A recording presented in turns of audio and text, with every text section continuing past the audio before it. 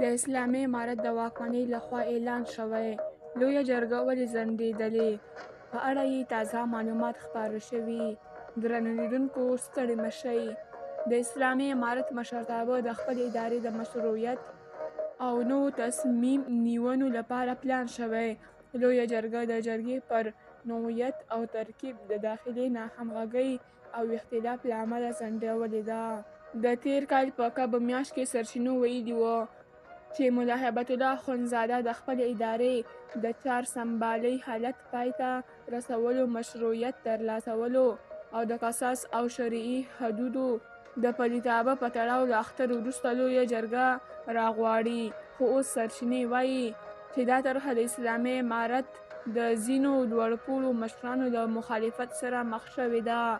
په کابل کې یوې سرچینې چې نه یې غوښتل نوم یې واخیستل شي، افغانستان انټرنشنل ته یې ویلي چې د کورنیو چارو او دفاع وزیرانو د سرې میاشتې د لوی مشر شهاب الدین دلاور او په اماراتو کې ناراضه غړي شیر محمد عباس ستانکزي په ګډون یو شمېر کابل میشتو چارواکو د لویې جرګې پر نوعیت او غالب مذهبي ترکیب ملا حفاظت درلودل.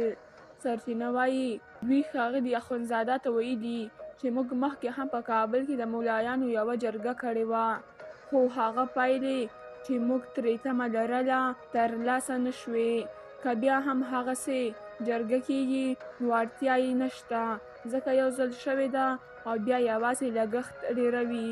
د سرچینې په وینا د سراج الدین حقاني او د کابل یو شمېر نورو چارواکو غوښتنه دا ده چې که لویه جرګه راغوښتل کېږي باید له دود سره سم د هېواد له ټولو سیمو توکمیز مشران، د بېلابېلو کهولونو استازي او ټولنیز نفوذ لرونکي کسان پکې شامل وي چې دا جرګه هم داخلي او هم نړیوال مشروعیت ترلاسه کړي.